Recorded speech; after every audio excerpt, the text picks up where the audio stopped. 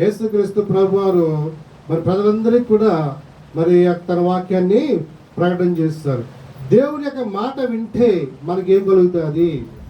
దేవుని యొక్క మాట వింటే మనకేం కలుగుతుంది? వినకపోతే మనకి ఏం కలుగుతుంది? వినటం వలన విశ్వాసము కలుగుతుంది. దేని గురించి విశ్వాసం కలుగుతుందండి? మాట వినటం వల్ల యేసుక్రీస్తు ప్రభుని గురించి మాట వినటం వలన మనలో ఏం చేస్తుందండి? విశ్వాసము కలుగుతుంది. ఆ యొక్క విశ్వాసం ఏం చేస్తుందంటే ప్రియులారా, గొప్ప అద్భుతాలు చేస్తుంది, ఆశ్చర్యకాలు చేస్తుంది, నీ జీవితాన్ని కూడా మార్చేస్తుంది. ఏంటంటే దేవుని యొక్క మాట. హల్లెలూయా. ఆయన మాటలో స్వస్థత ఉంది, ఆయన మాటలో ఆశీర్వాదం ఉంది, ఆయన మాటలో దీర్ఘాయు ఉంది, ఆయన మాటలో నీకు కావలసిన ప్రతి అక్కర తీర్చే శక్తి ఉంది. కనుక పిల్లరా, దేవుని మాటను మనం చాలా జాగ్రత్తగా వినాలి. దేవుని మాటలో ఏముందండి? స్వస్థత ఉంది. ఏముందండి? రోగులను స్వస్థపరిచే శక్తి ఏముందండి? దేవుని యొక్క మాటలో ఉంది. యెహోవా తన వాక్కును పంపి వారిని స్వస్థత పరిచాం. హల్లెలూయా. యేసుక్రీస్తు ప్రభు యొక్క నామమే అక్కడ మహింపరిచి వాడిని ఏం చేసిందండి? స్వస్థత కలిగజేసింది తప్ప మేమేం చేయలేదు. స్వస్థత అనగా మాట వినటం వలన ఏం కలిగిందండి? అతనిలో విశ్వాసము కలిగింది. ఏ మాట కోసం అండి? ఈ రోజుల్లో రకరకాల మాటలు ఉన్నాయి. ఆ రకరకాల మాటల్లో కొన్ని మాటలు కొన్ని కుటుంబాలను ఏం చేస్తాయండి? పాడు చేస్తాయి. కొన్ని కుటుంబాలను విడదీస్తాయి, అన్నదమ్ముల మధ్యన చిచ్చు పెడతాయి, తల్లిదండ్రుల మధ్యన చిచ్చు పెడతాయి, లోకస్తులకి మనకి మధ్యన చిచ్చు పెడతాయి, నీ పక్కింటోళ్ళకి పొరిగింటోళ్ళకి చిచ్చు పెడతాయి. ఎటువంటి మాటలు అంటే చాలా మంది కత్తి కోటి వంటి మాటలు గలవారు చాలా మంది ఉన్నారని బైబిల్ గ్రంథంలో రాయబడి ఉంది. చాలా జాగ్రత్త పిల్లరా, మన నోటి మాట చాలా ప్రాముఖ్యమైనది. ఆ మాటను చాలా విలువగా మనము ఉపయోగించుకోవాలి. కనుక మన మాటలో ఏ విధమైనటువంటి లోపం లేకుండా మనము మాట్లాడాలి. ఒకవేళ అలా మాట్లాడుతున్నామంటే దేవుని ఎదుట మన హృదయం ఎలా లేదండి? సరైనదిగా లేదు. దేవుడు చూస్తున్నాడు మన హృదయం యొక్క ఆలోచన విధానాన్ని. హృదయాలోచనలు దేవునికి దగ్గరగా ఉండాలి. అందుకే ఇందాక పాస్టర్ గారు చెప్పినట్టుగా మరి దావీదు భక్తులు ఎవరంటే దేవుని యొక్క హృదయానుసారుడు. దేవుని యొక్క హృదయంలో ఉన్నటువంటి ఆలోచన విధానం ఎలాగుందో అదే విధానంగా దావీదు యొక్క హృదయాలోచనను ఉంది. ప్రియులరా, దేవుడి మాట మన సొలొమోను, గిదోనీయుల దేవతలను, అమ్మోనీయుల అనుసరించి నడుచుకుంటూ సొలొమోను యెహోవా దృష్టికి ఏ నడత నడిచాడండి? చెడు నడత నడిచిన ఎవరి దృష్టికి అండి? యెహోవా దృష్టి, దేవుని దృష్టికి చెడు నడత నడిచాను. తన తండ్రి అయిన దావీదు నడిచినట్లు యథార్థ హృదయముతో యెహోవాను అనుసరించలేదంట. ఎవరు అనుసరించలేదండి? తండ్రి అయినటువంటి దావీదు అనుసరించినట్లుగా, తండ్రి అయినటువంటి దావీదు నడుచుకున్నట్లుగా సొలొమోను నడవలేదు. యథార్థంగా నడవలేదు, యథార్థవంతుడిగా జీవించలేదు. కానీ యథార్థవంతుడిగా జీవించాలని ఎవరు తెలుసు? సొలొమోను తెలియదండి. సొలొమోను తెలియదండి. సొలొమోను తెలియదండి. తెలుసు. దేవుని కొరకు గొప్ప మందిరాన్ని కట్టించిన వాడు. దేవుని యొక్క మరి సన్నిధి ఆయన ప్రార్థన చేస్తే దిగినది.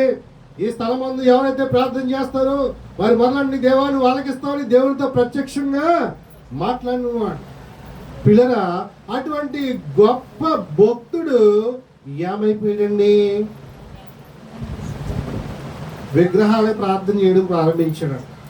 ఎవరు ప్రారంభించాడండి?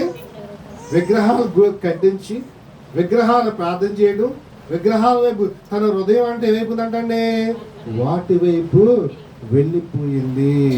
దేవుడిని నమ్ముకున్నాడు, విశ్వాసం కలిగి ఉన్నాడు, దేవుడితో డైరెక్ట్గా మాట్లాడినటువంటి వ్యక్తి, దేవుని స్వరాన్ని ఉన్న వ్యక్తి ఏమైపోయిందంటే ప్రియులరా, విశ్వాసం నుంచి తొలగిపోయింది. దేవుని మాటను విడిచిపెట్టిన వాడుగా జీవిస్తూ ఉన్నాడు. అందుకే నా దేవుడు అంటాడు, ఆయనను విడిచిపెట్టునని బైబిల్ గ్రంథంలో రాయబడి ఉంది. ఎవరు విడిచిపెట్టాడండి? ఆయన విడిచిపెట్టకుండా ఒకసారి రెండుసార్లు ప్రత్యక్షంగా మాట్లాడడానికి కింద చదివినట్లయితే చూడండి మాట ఉంటుంది. యెహోవా నేను చదవండి, నేను 2 సార్లు ప్రత్యక్షమైనండి. 2 సార్లు అనడానికి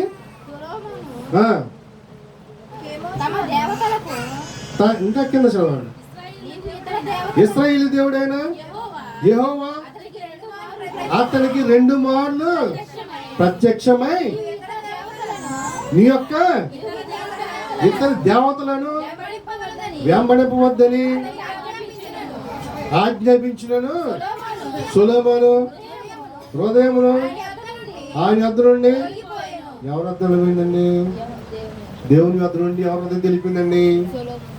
సొలొమోను వద్ద తెలిపిందండి. సొలొమోను భక్తుని మనం చెప్తున్నాం. సొలొమోను వద్ద ఎవరి దగ్గరికి తొలిపిందండి? ఎందుకు తొలిపోయిందండి? తన విలాసాలకు, తన యొక్క ఆడంబరాలకు, తను జీవించాలనుకునే విధానంగా జీవించాడు కాబట్టి,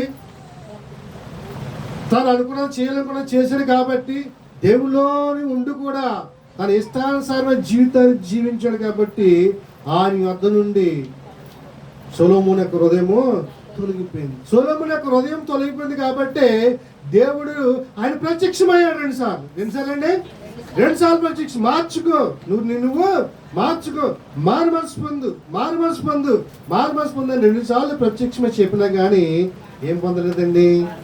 మారు మనసు పొందలేదు. దేవుడు ఒకసారి మాట్లాడతాడు, 2 సార్లు మాట్లాడతాడు, తర్వాత ఏం చేస్తాడండి? దేవుడు విడిచిపెట్టేస్తాడు. ఇంకా జీవితాన్ని కోల్పోయాడు. దేవుడు కూడా అతను ఏం చేశాడంటే విడిచిపెట్టేసాడండి. బైబిల్ గ్రంథంలో రాయబడి. కానీ దావీదు మాత్రం అలా చేయలేదు. దావీదు ఏం చేశాడంటే దేవుని యొక్క హృదయానుసారంగానే జీవించాడు. దావీదు ఒకవేళ తప్పు చేస్తే ఒకసారి వచ్చి దావీదు నువ్వు పలానా తప్పు చేసావు అనగానే వెంటనే భయవేసి ఆయనకి, ప్రభా నన్ను క్షమించు నాయన, నన్ను క్షమించు నాయన, నేను చేసింది ఘోరమైన పాపము, నన్ను క్షమించు, ఇంకెన్నడూ నేను ఏం చేయను, నేను పాపము చేయను, నీ ఎదుట నేను పాపము చేయకున్నట్లు నీ వాక్యం నా హృదయంలో నేను ఉంచుకుంటాను ప్రభువా, దయచేసి నన్ను ఏం చేయను, క్షమించినాను గడగడా ఉనికిపోయి దేవుని సంధించండి ప్రార్థించిన వ్యక్తిగా ఉన్నాడు. కానీ దేవుని యొక్క హృదయానుసారుడయ్యాడు. హల్లెలూయా, హల్లెలూయా. ఈరోజు పాపం చేస్తూ కూడా, తప్పు చేస్తూ కూడా ధైర్యంగా తిరుగుతారు. ఎందుకంటే భయం లేదు, అలా ఏం లేదండి. దేవుడు ఇచ్చాడా, చేస్తాడా, చూస్తాడా అని చెప్పాను. ప్రియరా, చేస్తాడు, చూస్తాడు, చూస్తున్నాడు. ఎందుకంటే అది మీ జీవితమే. మీకు ఒకప్పుడు మీ జీవితం ఎలా ఉండదు, ఇప్పుడు మీ జీవితము ఎలా ఉంది? మీరు పరిశుద్ధంగా జీవించినప్పుడు జీవితం ఎలా ఉంది? మీరు అపవిత్రమైనప్పుడు జీవితము ఎలా ఉంది? దేవుళ్ళలోని మొట్టమొదటిగా వచ్చినప్పుడు మీ జీవితం ఎలా ఉంది? ఇప్పుడు మన జీవితము ఎలాగ ఉంది? ఫలభరితంగా ఉందా, లేకపోతే అప్పలప్రదంగా ఉందా? దీవించబడుతున్నావా, దీవించబట్టలేదా? మనం ఒకసారి పరిశీలన చేసుకున్నప్పుడు మీరు ఏ స్థితిలో ఉన్నారో నీకే అర్థమైపోతుంది. దేవుడు చెప్తున్నాడు, నువ్వు ఏ స్థితిలో నుంచి పడ్డావో ఆ స్థితిలో నుంచి మళ్ళీ ఏం చేయి, నువ్వు లేచి. అందుకే ప్రియరా, దేవుడి వాక్యం ఎరిగిన వారు మందిరంలోనికి రావాలి, కానీ మందిరంలోని పొందుకుని మళ్ళీ ఏం చేయకూడదండి, బయటకి వెళ్ళకూడదు. దేవుని సన్నిధికి వచ్చిన మనము దేవునిలోని పరిశుద్ధమైన జీవితాన్ని జీవించాలగా ప్రతి దానిలోని కూడా, మాటలోను, ప్రవర్తనలోను, తీరులోని, నీ నడకలోని, పడకలోని, ప్రతి విషయంలోనూ కూడా ఎలా ఉండాలంటే దేవుని సన్నిధిలో మాదిరికరమైన జీవితాన్ని మనము జీవించాలి. అట్టి జీవితాన్ని దేవుడు కోరుకుంటూ ఉన్నాడు. యా మాత్రం మీ జీవితము పతనమైన అది దేవునికి ఇష్టమైన జీవితము కాదు. దేవుని మాట చాలా చాలా పవర్ఫుల్. ఆ మాట మనం ఏం చేయాలి, మనం జాగ్రత్తగా వినాలి. అది ఎంత భక్తుడివైనా కానీ అది కడవరకు చూసుకుంటేనే దేవుని యొక్క ఆశీర్వాదాలు మనము పొందుకుంటాం. ప్రియులరా, మరి దావీదు తన జీవితం ఒకవేళ అప్ అండ్ డౌన్స్ వచ్చినా కానీ, తప్పుదం చేసినా కానీ వెంటనే సరిచేయబడి దేవుళ్ళు ఏం చేయబడ్డాడండి, నిలదొక్కున్నాడు. అందుకే దేవుని యొక్క హృదయానుసారంగా దేవుడు ఆయన్ని ఎన్నుకున్నాడు.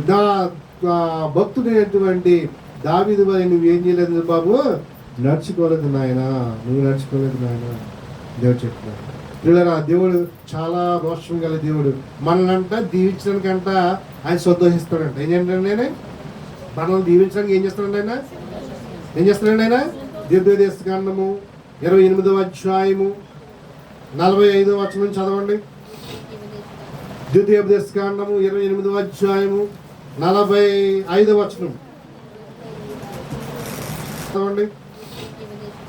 ద్వితీయోపదేశకాండము 28వ అధ్యాయము 45వ వచనం. నీవు నాశనం చేయబడు వరకు ఆ, ఈ శాపాలన్నీ ఆ, నీ మీదికి వచ్చి ఆ, నిన్ను తరిమి ఆ, నిన్ను పట్టుకొనును. ఆ. ఎలయనగా ఎలయనగా నీ దేవుడైన యెహోవా నీ దేవుడైన యెహోవా నీకు ఆజ్ఞాపించిన నీకు ఆజ్ఞాపించిన ఆయన ఆజ్ఞలను ఆయన ఆజ్ఞలను ఆయన కట్టడలను అనుసరించి నడుచుకున్నట్లు ఆయన మాట వినలేదు. ఎవరి మాట వింటలేదంటే ఆయన మాట వినలేదు. కింద చదవండి కానీ. మరియు అవి చిరకాలము వరకు ఆ, నీ మీదకి ఆ, నీ సంతానము మీదను ఆ, సూచనగాను విస్మయకరంగాను ఉండును. సర్వ సమృద్ధి కలిగి ఉండి ఆ, నీవు సంతోషముతో ఆ, హృదయానందముతోను ఆ, నీ దేవుడైన యెహోవాకు ఆ. నీవు దాసుడు కాలేవు. ఏం కదండి? దాసుడు. ఏమున్నానండి? సర్వ సమృద్ధి ఉన్న, అన్నీ కలిగి ఉన్న ఎవరికి దాసులు కాలేదటండి? దేవుడికి మాత్రము దాసులు కాలేదంట. ఇంకా చూడండి, ఆయన మిమ్మల్ని 63 కూడా చదవండి ఒకసారి. 63 వచనం. కాబట్టి నీ మేలు చేయుచు, నీకు మేలు చేయొచ్చు. నిన్ను విస్మయింపజేయుటకు ఆ, నీ దేవుడైన యెహోవా ఆ. నీ యందు ఎట్లు సంతోషించును. అది చూడండి, మీకు మేలు చేయడానికి దేవుడు ఏం చేస్తున్నాడండి? ఎట్లు సంతోషించును. అబ్బా, దేవుని స్తోత్రం కలుగుగాక. హల్లెలూయా. మనకి మేలు చేయడానికి దేవుడు ఏం చేస్తున్నాడంటే సంతోషిస్తూ ఉంటాడు. అలాగే కింద చదివినట్లయితే మన నాశనం చేయడానికి కూడా ఆయన ఏం చేస్తున్నాడండి? సంతోషిస్తూ నాశనం చేస్తున్నాడు. దేవుని స్తోత్రం. హల్లెలూయా. అర్థమైందండి? ఆయన దీవించడానికి సంతోషిస్తాడు, ఆయన నిన్ను నాశనం చేయడానికి సంతోషిస్తాడు. ఏ సంతోషం కావాలి ఇప్పుడు మీకు? చెప్పాలండి. ఏ సంతోషం కావాలండి? ఈ సంతోషము. అబ్బా, ఎవరికి కావాలి? ఈ సంతోషము నాకు కావాలండి. ఏం చేయాలి మీరు? మీకేం కావాలండి? దేవుని సంతోషం కావాలంటే దేవుని మాటలు ఏం చేయాలి? మనము వినాలి. దేవుని ఆ మాటలు విని ఆయన హృదయానుసారంగా మనం ఏం చేయాలండి? నడుచుకోవాలి. అప్పుడు ఆయన నిన్ను ఆస్వాదించడానికి ఏం చేస్తాడండి? సంతోషిస్తూ ఉంటాడు, ఆనందిస్తూ ఉంటాడు. నువ్వు ఆస్వాదించబడాలన్నా, నువ్వు దీవించబడాలన్నా మొట్టమొదటిగా నువ్వు ఎన్ని కలిగి ఉన్నా కానీ ఎవరు విడిచిపెట్టకూడదండి. అన్నీ కలిగిన తర్వాత ఎవరు విడిచిపెడతారండి? సొలొమోనుకి అన్నీ కలిగిన తర్వాత ఎవరు విడిచిపెట్టాడండి? దేవుడు విడిచిపెట్టాడు. అన్నీ కలిగిన తర్వాత కొంతమంది కొంచెం కలిగిన విడిచిపెట్టేస్తారు దేవుడు. అన్నీ కలిగిన తర్వాత ఎందుకు? కొంచెం రోగం బాగుపడితే చాలు, దేవుడు ఏం చేస్తారు? వెంటనే జస్ట్ వితిన్ మినిట్లో ఏం చేస్తారంటే, అమ్మ పాస్టర్ గారు ప్రార్థన రమ్మ అంటే, అయ్యారు ఈరోజు చాలా పనులు ఉన్నాయి. మంచం మీద ఉన్నప్పుడు పనులు లేవు. మంచం మీద ఉన్నప్పుడు ఏ సమస్య లేదు. మంచం మీద పడుకున్నాం సేపు ఏ పని ఏ ఎవరు గుర్తురారు. కానీ మంచం నుంచి లేచాక మాత్రం చచ్చి రావాలండి. ఏం వస్తారండి? అందరూ వస్తారు. ఇలా అలాగే కొంతమంది భక్తులు ఉన్నారు. లోకస్వార్త మన 5వ అధ్యాయం అనుకుంటాం. 10 మంది కుష్ఠరోగులు బాగుపడిన తర్వాత ఎంతమంది తిరిగి వచ్చారండి దేవుని దగ్గరికి? ఒక్కడు తిరిగి వచ్చాడు. మిగతా 9 మంది ఏమైపోయారండి? రోగం ఉన్నప్పుడేమో దేవుని దగ్గర ఉండి ప్రభువా క్షమించినాయన, కనికరించినాయన, స్వస్థపరిచినాయనని గోజాడి స్వస్థత పొందుకొని మేలు పొందుకున్న తర్వాత నాకు బాగుపడ్డది నేను ఇంటికి వెళ్ళిపోతానని చెప్పేసి ఏం చేశారండి? తమ్మండిగిన ఇంటికి వెళ్ళిపోయారు. ఒక్కడ మాత్రం ఏం చేశారండి?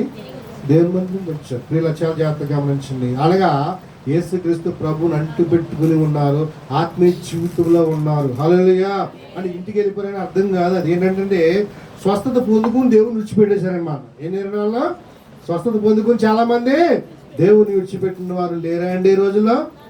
3 మందిని చూశాను నేను. హల్లెలూయా. ఇందా పాస్టర్